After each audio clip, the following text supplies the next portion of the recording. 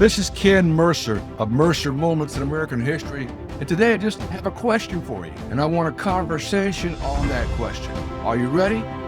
In the United States, should non-citizens be allowed to vote? In elections of the United States of America, should non-citizens be allowed to vote? I must be honest, I thought this was a pretty simple question. One of those questions or resolutions that we can all agree with that only citizens should be allowed to vote in federal, state, county, city, or school board elections. I thought everyone agreed with that. I was wrong. Because we have some elected officials who say, it depends. Can you believe that?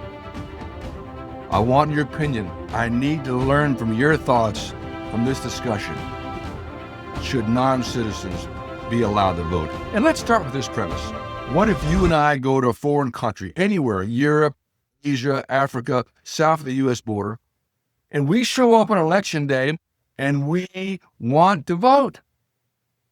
Would they allow you? If you are not a citizen of that nation, would they allow you to vote?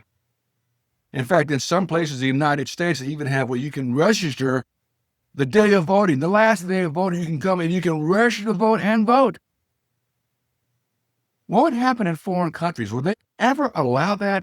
They might consider that could be wide open to voter fraud. People who come in the last minute to register and vote. We know nothing about their citizenship, their allegiance. Have they pledged allegiance to our nation? Again, you tell me, how many foreign countries would allow non-citizens to vote? A little sideline, this thought of allowing people to register the last day of voting and be able to vote, that leaves you wide open to a thing called VF, voter fraud, voter fraud. I know the media says over and over, there is no voter fraud. There's no proof of voter fraud. I'll be very kind. They're lying. They know there is voter fraud. The question that you and I have is how much? Is it enough to throw an election one way or the other? But there is voter fraud going on. How much? How bad? Again, is it enough to throw an election one way or the other? We're just asking a question. It's insulting when the media says there is no voter fraud. And I suggest to you that allowing non-citizens to vote in an election leaves it wide open. Case in point, debate for the mayor of Los Angeles. In the forum I saw, the clip that I watched, there were three candidates. One man, the current sitting mayor, a woman from Los Angeles, and a third candidate, another female. And here was the question from the moderator. It seemed pretty simple. And it went first to the man saying, should non-citizens be allowed to vote? And his answer was no. Basically, of course not. What kind of controls? How could you watch that? We should not knowingly allow non-citizens to vote. And then it came to the center microphone, the current sitting mayor, female Democrat, and her answer was,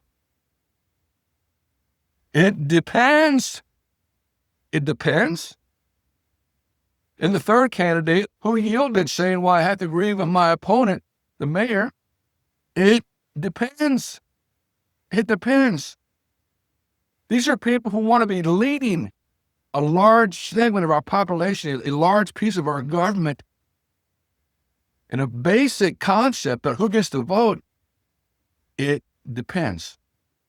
I do have friends who advocate for that you should be allowed to vote if you've bought a pizza or a hamburger. You paid a tax, and you are now paying taxes. You should be allowed to vote. I'm not being funny. I'm just telling you how bizarre some of the thinking is. But when I hear this, it depends. But what do you do? Because the federal law, you have to be a United States citizen. So how do you give someone a ballot saying, well, you can vote in a city or the school board elections, but you cannot vote for the state or federal elections? How do they administer that? How do they stop any kind of election fraud by people who might say, well, I want to vote everything.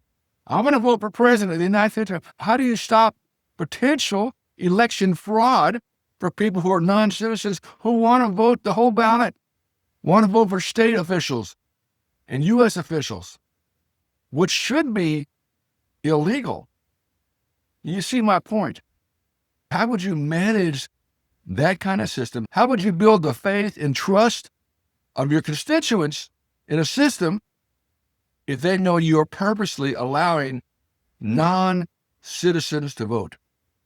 Well, this is Ken Mercer today with just a question, and I really want to hear your input. I learn so much more when I hear your comments for or against or somewhere in the middle. Or a question to an official who wants to run a major piece of our government.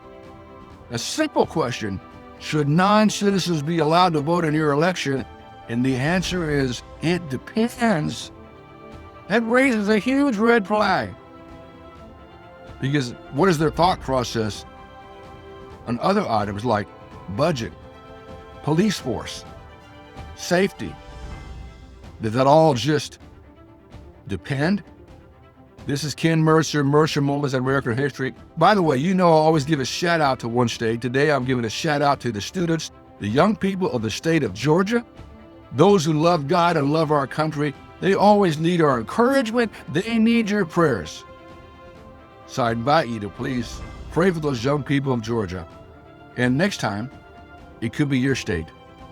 This is Ken Mercer, Mercer Moments in American History. Thank you. May God bless you.